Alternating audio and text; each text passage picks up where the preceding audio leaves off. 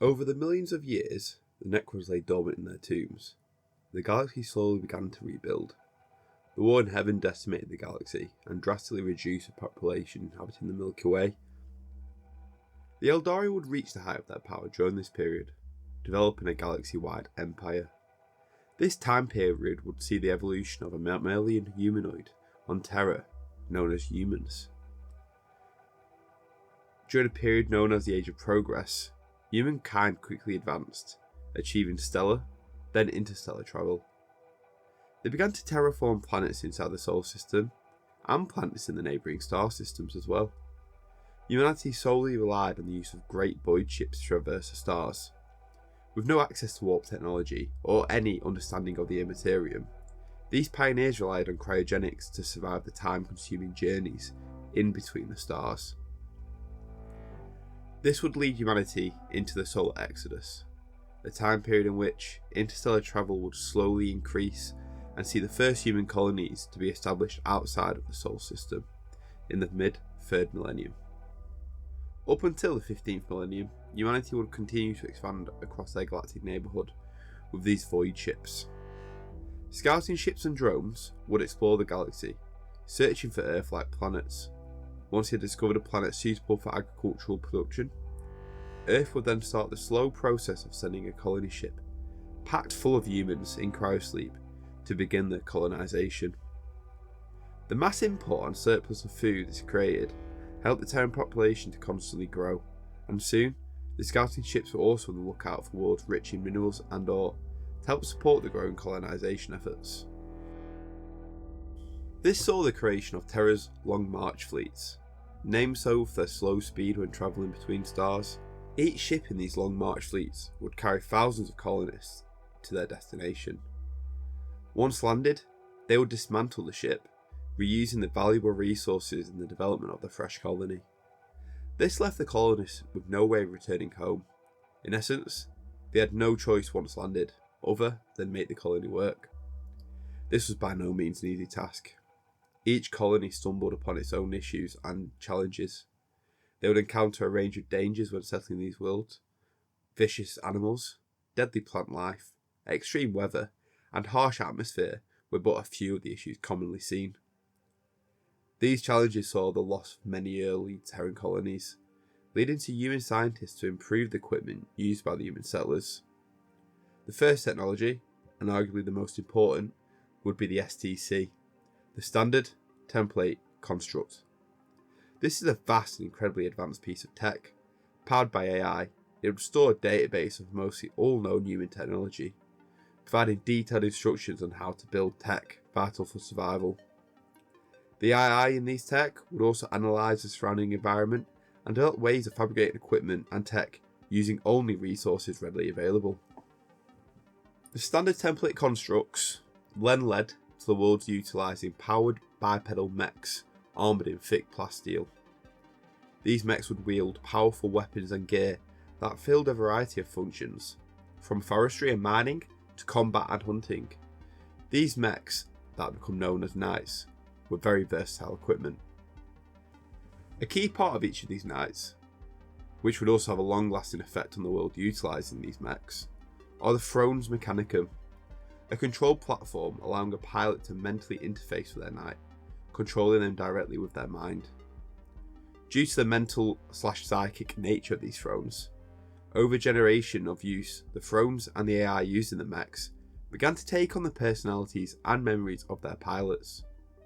This resulted in pilots having to specifically bond with their knights. In colonies that made use of knights over many generations, this saw the rise of an aristocracy centred around the use of knights. The pilots became the ruling elite, protecting the populace with their powerful knights. These colonies would develop into the first knight worlds. It was during this time the first widely acknowledged and understood psychic mutations would occur in the form of the navigators. These navigators were created through genetic experimentation, creating a subspecies of humanity that would change the trajectory of the human race.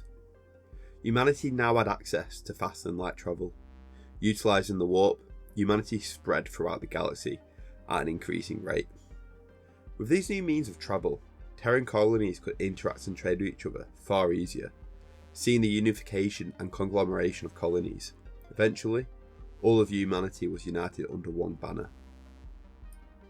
Over these 15,000 years, it is believed that the Emperor was guiding humanity. We know during the early development of humans, he tried to lead them using many guises and methods, as messiahs, warlords, kings, generals, and warriors. But eventually, the Emperor began to guide humanity from afar, working in the shadows, either waiting for humanity to achieve their potential, or nudging it along in certain places. This is also where we begin to see the first references of the men of gold, the men of iron, and the men of stone. This is where I'm going to refer to an excerpt from the 3rd edition rulebook. And so it was that in the first age of man, the Golden Age, there is the Emperor unseen and unheralded. He prepares the old earth for the coming of mankind, and he watches and he waits. He is joined by the first men of the Golden Race, fine of limb and strong of mind, yet still the Emperor is content to wait in shadow, to watch and to learn from mankind. The Golden Race spreads across the face of old earth, multiplying and establishing order and civilization on the anarchy of nature. In time, the second men of the Stone Race appear, and in their wake comes many miracles and marvels of technology that strengthen the Stone Men's power, but also harnessed by those of the Golden Race.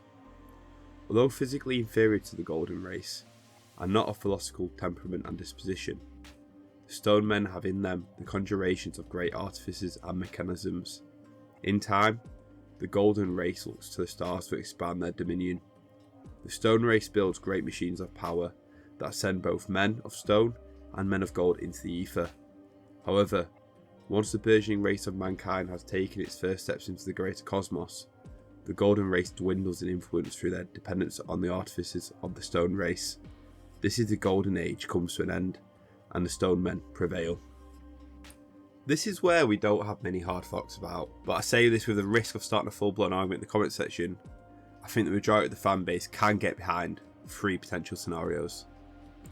The first option is the men of gold is what are referred to as base humans, who are incredibly advanced and educated, with either the men of stone being engineers, workers building technology, or mindless robots or very low level AI.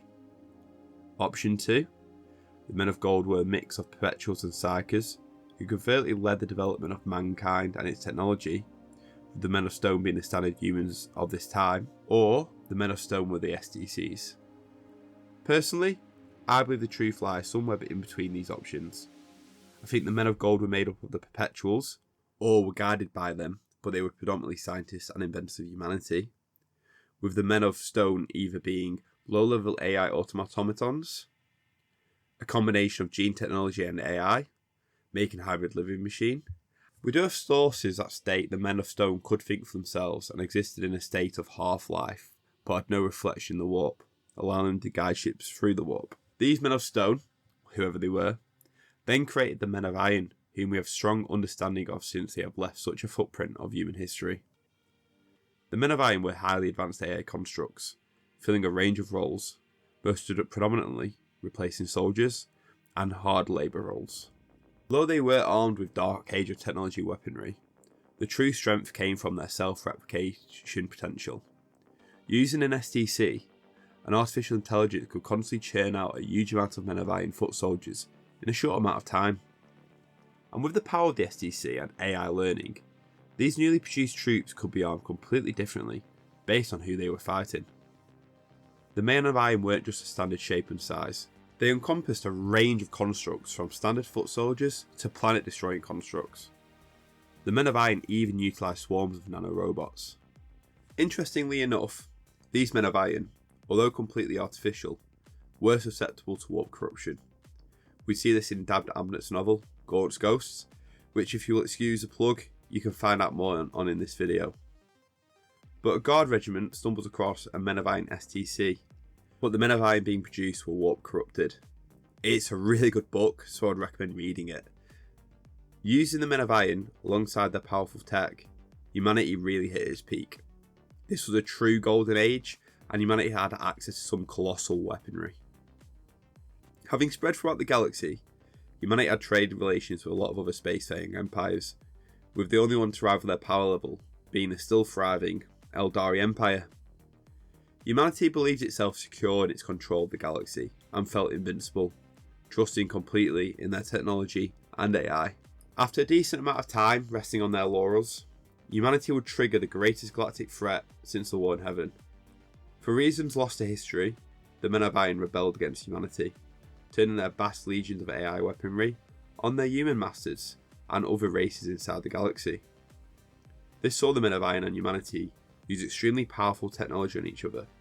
These are weapons that are probably on an even power scale to the hyper-powerful Necron weapons they used on the Catan. Turning these god-killing weapons on each other, the resulting conflict was horrific. Entire star systems were destroyed, and untold billions of lives were slaughtered in the rebellion. Humans who had spent their lives in comfort and leisure were forced into a war no one could have foreseen. Eventually, a galactic alliance of humanity and other races, most probably the Aeldari Empire, managed to defeat the Men of Iron, but not before the rebellion inflicted wounds upon humanity that they would never recover from. Humanity fractured again into different alliances, unions, and governments. Outlawing AI, the population of man faced a struggle of having to reintroduce labour roles, which had previously been held by AI. Soon, after the war with the Men of Iron, humanity would be hit with another great threat. Although humanity had preliminary understanding of the warp and had seen some mutant psycho subspecies emerge, most notably the Navigators, they were still naive about the dangers and true nature of the warp. Almost out of nowhere, new psycho variants and mutants were appearing in the human population, ever increasing at an alarming rate. Due to the lack of official training for these new psychers, they became very susceptible to possession by warp creatures. So as humanity moved into the 25th millennium, they had their first introduction to demonic entities. On some worlds, these psychers were accepted and studied, but in others, they were hunted and killed as witches and sorcerers. The practices of the more backward planets, hunting these psychers, were proven justified, as hundreds of worlds fell to the warp entities and demons. Alongside this new demonic warp threat, humanity soon discovered another shocking revelation. Warp travel was becoming harder and more dangerous. Human interstellar ships were going missing at an alarming rate.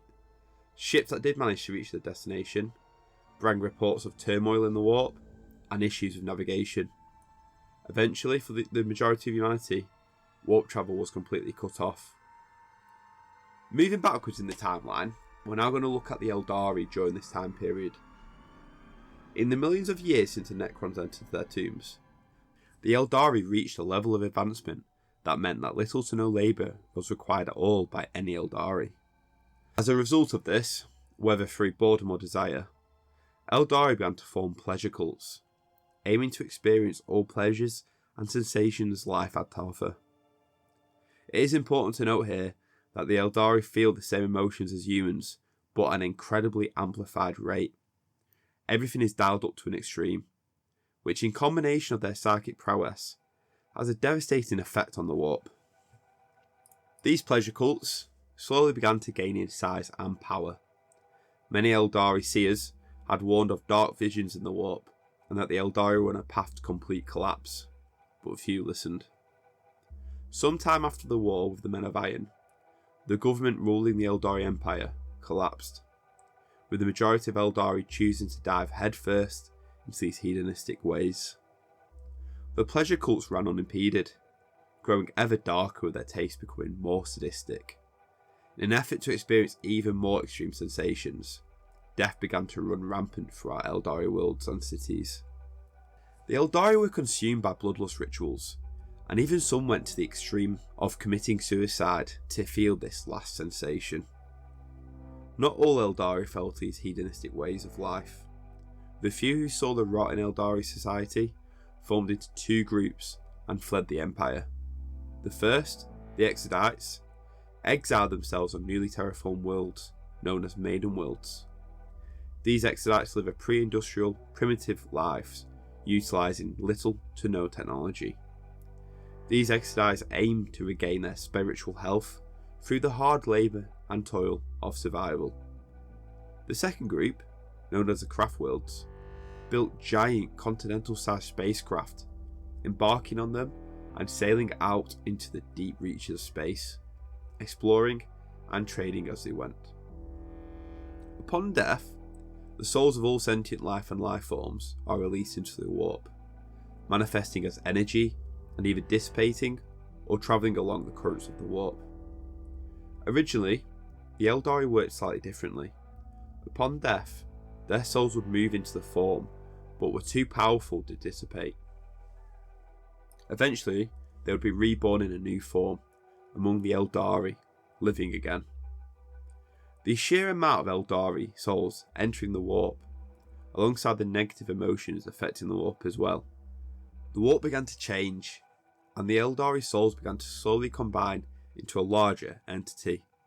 As this entity grew larger and larger, giant warp storms began to form across the galaxy, causing warp-based interstellar travel and communication to be near impossible.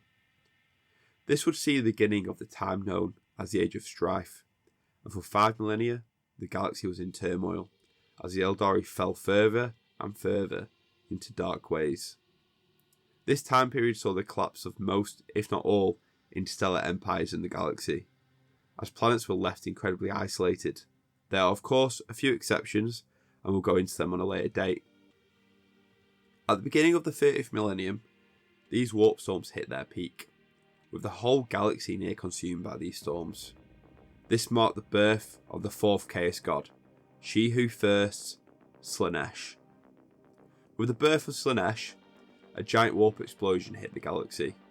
The epicenter of this explosion was at the heart of the now fallen Aeldari Empire. Any Eldari caught by the explosion were killed instantly, and their souls devoured by this new chaos god. The explosions also opened up a permanent warp rift at its epicenter, which would then become known as the Eye of Terra. Any Eldari worlds that weren't completely destroyed by the blast would transform from paradise worlds into hellscapes, known as Crone worlds. In an attempt to save the Eldari race, the Eldari pantheon of gods, extremely powerful warp beings and potentially psychically crafted weapons, battled Slaanesh. This was a futile effort, however, with only 2 of the many gods surviving. One being Kegorak, the trickster laughing god, who sought refuge in the webway, and the other, Isha, who was captured by the other warp god, Nurgle, and is a prisoner inside his diseased warp realm. The Craft Worlds and Exodites, having fled long before the birth of Slaanesh, largely survived this catastrophe, alongside a third group of Eldari survivors. Some of the sadistic Eldari survived the fall by taking refuge inside the webway, inhabiting the dark webway-based city, Komora. These Eldari become known as the Drukari, or Dark Eldar. I am planning on doing a video on each of these factions and a general overview of the Eldari themselves, so if you're wanting a deeper dive into the Eldar, hold tight, it is coming. For humans during this 5 millennia of warp storms and terror, life was bleak. Human civilization collapsed, insanity, possession, anarchy, and civil wars ran rampant, with much of the dark age of technology being wielded and destroyed. Hostile alien species took advantage of this turmoil, invading and enslaving countless human worlds. And then this brings us to the rise of the Emperor and the Great Crusade. Thank you for joining me today, guys. I am so close to 100 subscribers. If you enjoyed the video and want to support me, please do subscribe and like the video. It helps immensely. Thanks for joining me today. I'll see you in the next one. See you all in a bit.